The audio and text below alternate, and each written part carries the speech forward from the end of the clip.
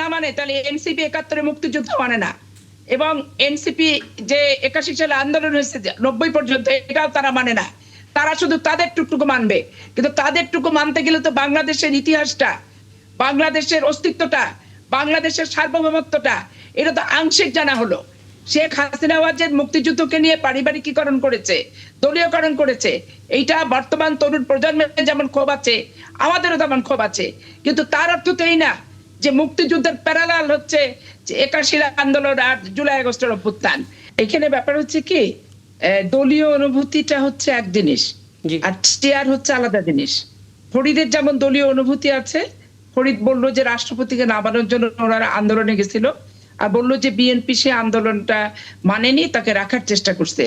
তো বিএনপি কি, ফরিদকে আমি প্রশ্ন করতে চাই যে বিএনপি কি কাউন্টার লোকজন নিয়ে রাষ্ট্রপতিকে রাখা হোক রাষ্ট্রপতি থাকো গো করে ওই ফরিদদের যে কর্মসূচি ছিল তার কোনো পাল্টা কর্মসূচি কি বিএনপি তখন দেখিয়েছে না দিয়েছে? আন্দাজি গায়ে পড়ে এক একটা কথা বললে তো হবে না। রাষ্ট্রপতি একটা সাংবিধানিক পোস্ট। আপনি খেয়াল করেন 11 যখন আসছে তখন বিএনপির সংসদ কিন্তু বিএনপির এমপিরা সহ যারা ছিল ডিজলভ করে দিছে, কিন্তু রাষ্ট্রপতি যিনি ছিলেন ইয়াজউদ্দিন সাহেব, তাকে কি ডিজলভ করা হয়েছিল? তাকে কিন্তু প্রক্রিয়ার ভিত্তিতে পার্লামেন্ট 8 সালে নির্বাচনের পর তখন যেভাবে ওনার ভাষণ উনি দিচ্ছেন, বক্তব্য দিচ্ছেন, যেমন উদ্বোধনী বক্তব্য দিবে, দেওয়ার পরে সেটার উপর আলোচনা হবে, তারপরে যে দল সরকারে যাবে সেই দল রাষ্ট্রপতি নিয়োগ দিবে, নিয়োগ দেওয়ার পর তার উনি চলে যাবেন এবং পরবর্তী চেয়ারে নতুন রাষ্ট্রপতি বসবে। এটাই হচ্ছে বাংলাদেশের বিধি এবং বিধান। এখন প্রধানমন্ত্রী শেখ হাসিনা ওয়াজেদ অপকর্ম করতে, সে দেশান্তর হয়েছে তার সাঙ্গপাঙ্গ প্রত্যেকটা বিভাগের প্রধানকে নিয়ে। বাংলাদেশের প্রধান বিচারপতি, অ্যাপিলেট ডিভিশনের সকল বিচারপতি পর্যন্ত পলাতক। এটা বাস্তবিক সত্য। এখন এইখানে শেখ হাসিনা ওয়াজেদ যে পলাতক হলো, সে যে পলাতক হয়েছে, সে অবৈধ একটা সরকার, তার পদত্যাগ পত্রের কোনো প্রকার প্রয়োজনও নাই। অবৈধ সরকার, জনমত তাকে ওইখানে বসায়ও নাই। অতএব এই সমস্ত প্রশ্নের অবতারণা করার কোনো প্রশ্ন নাই যে পদত্যাগ পত্র দিল কি দিল না। অবৈধ সরকার জনগণের রোষের বিদায় নিয়ে নিচ্ছে, তো নিজেই বৈধ না, ওর পদত্যাগ পত্রতে প্রয়োজনও নাই। তাহলে এই প্রসঙ্গগুলো যত এনসিপি তুলবে, ততই এনসিপি কেঁচো করে সাববাইট করে নিজেরাই একটা অনিয়মের ভিতর পড়ে যাবে। আমরা তাহলে সকাল পর্যন্ত অপেক্ষা করে দেখি যে সংসদে আসলে রাষ্ট্রপতি ভাষণ দিলে কি ছবিটা আমরা দেখি, তারপরে আবার আলাপ করব। ফরিদুল হক, আরেকটা বিষয় আপনার কাছে আসতে চাই। অ্যাডভোকেট পাপে স্পষ্ট করে বলেছেন যে রাজনীতির মধ্যে আসলে রাজনৈতিক ভাষাগুলোই আমরা শুনে থাকি, সংসদীয় কিছু বডি ল্যাঙ্গুয়েজ, কিছু শব্দ আমরা শুনে থাকি। এর মাঝখানে প্যাকেজ শব্দটা খুব বেমানান মনে হলো, একটু কি ব্যাখ্যা করবেন? মানে অফার করা হয়েছে বিরোধী দলকে যে আপনাদের এখান থেকে একজন ডেপুটি স্পিকার আসুক, কারণ আমরা প্রধানমন্ত্রীর মধ্যে কিছু শিষ্টাচার বা আন্তরিকতা বা কিছু কাজ দেখতে পাচ্ছি যেটা সাধারণ মানুষও প্রশংসা করছে। তার ভিতরে একটা ছিল প্রোটোকল না নেয়া এবং সাদামাঠাভাবে সবার সাথে কথা বলা। সেই জায়গা থেকে হয়তো তিনি বলেছিলেন, মানে এই ব্যাপারটা আসলে এইভাবে ডিল করাটা ঠিক হলো কিনা, আপনার যদি অবজারভেশন একটু দিতেন। জি না, এখানে একটা গুরুত্বপূর্ণ ব্যাপার আছে, সেটা হচ্ছে যে প্যাকেজ শব্দটা উনি কেন বলেছেন, কি বলেছেন, এটার ব্যাখ্যা উনি দিবেন। আমি এই ব্যাখ্যা ভাই দিতে পারবো না, আমি তো ওনার দল করি না। তবে ডেপুটি স্পিকার প্রশ্নে আমি পরিষ্কার বলতে পারি, সেটা হচ্ছে ডেপুটি স্পিকার যে বিরোধী দলের পক্ষ থেকে নিয়োগ করা হবে, এইটা জুলাই সনদে আমরা আলোচনা করে একমত হয়েছি। অতএব এটা সরকারের দেওয়ার কিছু নেই, কি অফার করার কিছু নেই। যখন জুলাই সনদ সংবিধানে সন্নিবেশিত হয়ে যাবে, তখন অটোমেটিক ডেপুটি স্পিকার বিরোধী দল থেকেই দিতে হবে। আর একটা ব্যাপার, আপনি কয়েকটা নিউজ পড়ছিলেন, এই নিউজগুলোর মধ্যে আমি শিরোনামগুলো দেখছিলাম, দেখে আমার হঠাৎ করে আবার খটকা হলো। এই জন্য আপনার ওই ব্রেকের মধ্যে আমি সংবিধান বের করছি, বের করে আবার আমি পড়ছি। সংবিধানের আর্টিকেল 74 অনুযায়ী স্পিকার, ডেপুটি স্পিকার নির্বাচন করে সংসদ, এটা কিন্তু কোনো প্রধানমন্ত্রী কিংবা সরকার প্রধানের কিংবা সংসদ প্রধানের নয়। কিন্তু মিডিয়াগুলো এইভাবে আসছে যে অ্যাজ ইফ এটা তারেক রহমান সাহেব ঠিক করবেন, ব্যাপারটা এরকম না। এখন এই ফ্রেমিং এর মধ্যে যেটা হয় যে 70 অনুচ্ছেদ নিয়ে আমরা দীর্ঘদিন লড়াই করেছি, যে 70 অনুচ্ছেদ অনুযায়ী সিদ্ধান্ত সংসদের হাতে থাকতে হবে, প্রধানমন্ত্রীর হাতে থাকতে পারবে না। তারপরে আবার আপনি প্রধানমন্ত্রীর কাছে ফেরত আনলে আবার কিন্তু সেই পেছনে ফিরে যাওয়ার একটা অপচেষ্টা হবে। তো স্পিকার নির্বাচিত হবে সরকারি দলে, কি বলে, স্পিকার সরকারি দলে। আমি ক্রোনোলজিটা জানি, মানে সাধারণ মানুষ আসলে ধারাতো ভেবে দেখবেন। আমি আপনাকে কেবল মাত্র চিফ হুইপ যেটা বলেছেন যে আজকে আগামীকাল বলেছিলেন আজকে স্পিকারের চেয়ার খালি রেখে অধিবেশনের কার্যক্রম শুরু হবে। শুরুতে একজন পবিত্র কোরআন তেলাওয়াত করবেন, এরপর সংসদ নেতা এই সভায় সভাপতিত্ব করার জন্য একজন জ্যেষ্ঠ নেতার নাম প্রস্তাব করবেন, কোন একজন সংসদ সদস্য তা সমর্থন করবেন, তারপর ওই সদস্য যার নাম প্রস্তাব করা হলো তিনি সভাপতিত্ব করবেন। এটা কি ঠিক আছে? জি, এটা ঠিক আছে কিনা? হ্যাঁ, এটা কি ঠিক আছে?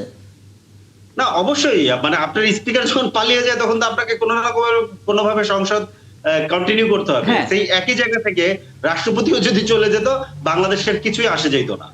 এই যে ধরেন রাতের ভোটের এমপিদের মনোনীত রাষ্ট্রপতি এই শাহাবুদ্দিন, তার মানে বোঝা যাচ্ছে একটা পরিবর্তিত প্রেক্ষাপটে ভিন্ন ধরনের বাস্তবতায় এই সংসদটা যাত্রা শুরু করতে যাচ্ছে, তাই তো? পরিবর্তিত প্রেক্ষাপট কি, আমরা একটা গণ অভ্যুত্থান করে এসেছি। গণ অভ্যুত্থানে জনগণের গণরায় হচ্ছে সর্বোচ্চ বৈধতা, সেই অনুযায়ী আমাদেরকে কন্টিনিউ করতে হবে।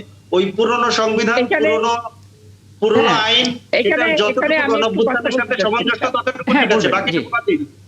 জি, আপনার বক্তব্য স্পষ্ট। আমি যেটা বলতে চাচ্ছিলাম যে সংসদের যে রেওয়াজটা, এখানে তারেক সাহেব নিয়োগ দিবেন, এতে এনসিপির গায়ে ঝাল ধরলে হবে না, জামাতের গায়ে ঝাল ধরলে হবে না।